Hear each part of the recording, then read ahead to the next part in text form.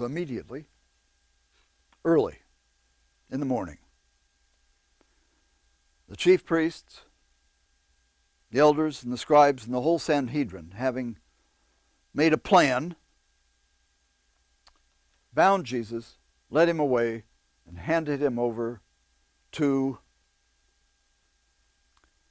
Pilate. And Pilate questioned him. Are you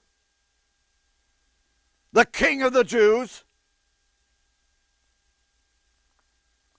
And answering him, Jesus said,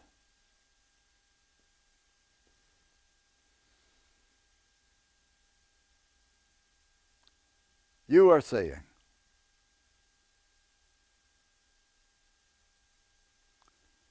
the chief priests accused him of many things. So Pilate again questioned him, saying, well, have you no answer to make? Look at all these things they're testifying against you. But Jesus answered not one thing. So that Pilate wondered. Now, at the feast, he used to release to them any one prisoner whom they asked. And there was a man in prison whose name was Barabbas, who was bound with those who had committed murder during the insurrection. And coming up, the crowd began to demand that he observe the custom. And Pilate answered and said to them, what do you want me to release for you, the King of the Jews? For he had figured it out that the chief priests had handed him over out of envy and jealousy.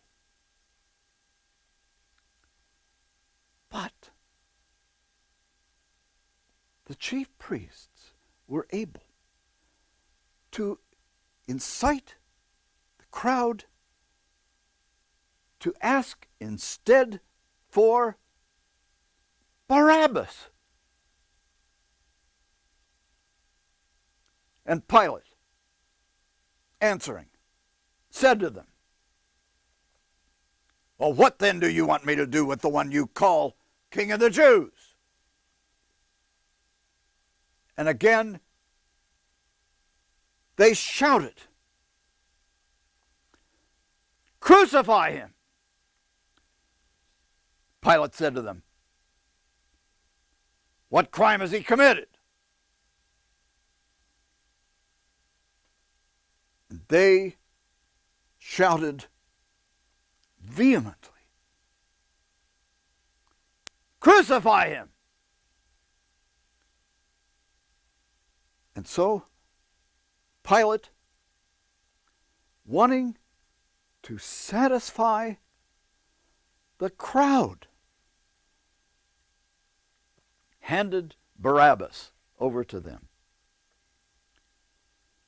And having flogged Jesus, he handed him over to be crucified.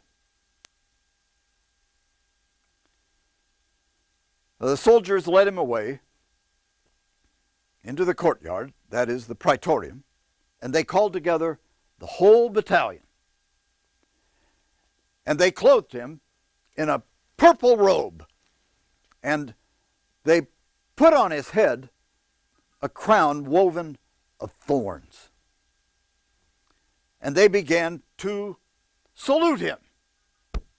Hail! Ha ha! King of the Jews! And they